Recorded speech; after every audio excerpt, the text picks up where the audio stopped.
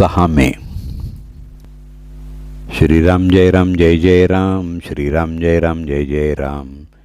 श्रीराम जय राम जय जय राम. श्रीराम जय राम जय जय राम. स्वार्थ आवरल्यामुळं परस्पर प्रेम वाढतं.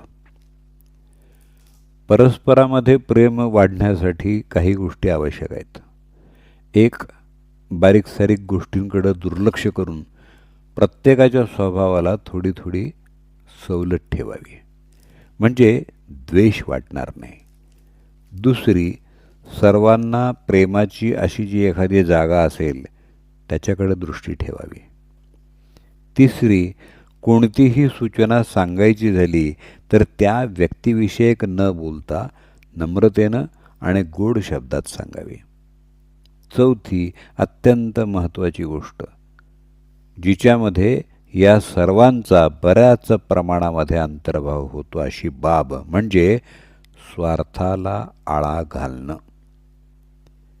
म्हणजे मी स्वतः जितका माझ्याकरता आहे असं वाटतं त्याच्याही पेक्षा जास्त मी दुसऱ्याकरता आहे असं वाटणं हे आहे. आणि ही जाणीव ठेवून त्याप्रमाणे वागणं हेच प्रेम वाढायला मदत करतं. ज्या माणसाला स्वार्थ साधायचा नाही त्याला कमी पडणं शक्यच नाही. जिथं निस्वार्थीपणा आहे तिथं भगवंताला पुरवठा केलाच पाहिजे. आता स्वार्थाचा विचार करताना असं सहज वाटतं की मी कुठं स्वार्थी आहे, मी कुठं कुणाजवळ काय मागतो. पण एवढ्यानं स्वार्थदृष्टी नाही असं म्हणता येत नाही. अहंकारा इतकाच स्वार्थ जबरदस्त आहे. त्याच्या मुळ्या इतक्या खोल आणि सूक्ष्म असतात की त्यांचा पत्ताच लागत नाही. स्वार्थ 3 प्रकारचा असू शकतो: कायिक, वाचिक आणि मानसिक. देहाला दुसऱ्यानिमित्त कष्ट न होतील इतक्या काळजीनं वागणं हा कायिक स्वार्थ म्हणतात.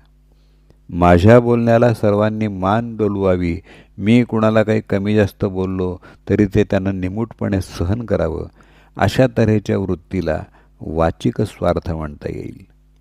आणि माझ्या मताप्रमाणे सर्वांनी वागावं, माझे विचार बरोबर आहेत अशी जाणीव इतरांनी ठेवावी, अशा तऱ्हेची आपली इच्छा त्याला मानसिक स्वार्थ म्हणता येईल.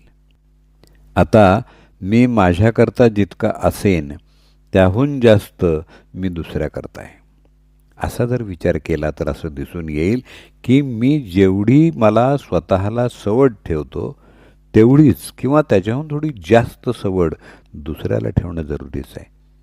म्हणजेच जे दुसऱ्यांना आपल्या बाबतीत करणं आपल्याला बरं वाटत नाही ते आपण दुसऱ्याच्या बाबतीत न करणं, आणि त्याच्याच उलट जे दुसऱ्यानं आपल्याला केलं तर बरं वाटतं तेच आपण दुसऱ्याच्या बाबतीत करावं. हेच सर्वाचं सार आहे आणि हाच धर्म आहे. आपण जगावर प्रेम केल्याशिवाय परत प्रेम मिळणार नाही. आपण पुष्कळांच्यावर प्रेम केलं तर आपण एकटेच त्यांचं करतो, पण प्रसंगाला ते सगळे आपल्याला मदत करतात. जो पुष्कळांचा झाला, अनेकांचा झाला, तोच भगवंताचा झाला असं समजावं. जो निस्वार्थ बुद्धीनं प्रेम करतो त्याला आनंद खास मिळतो. जानकी जीवन स्मरण. जय जय राम.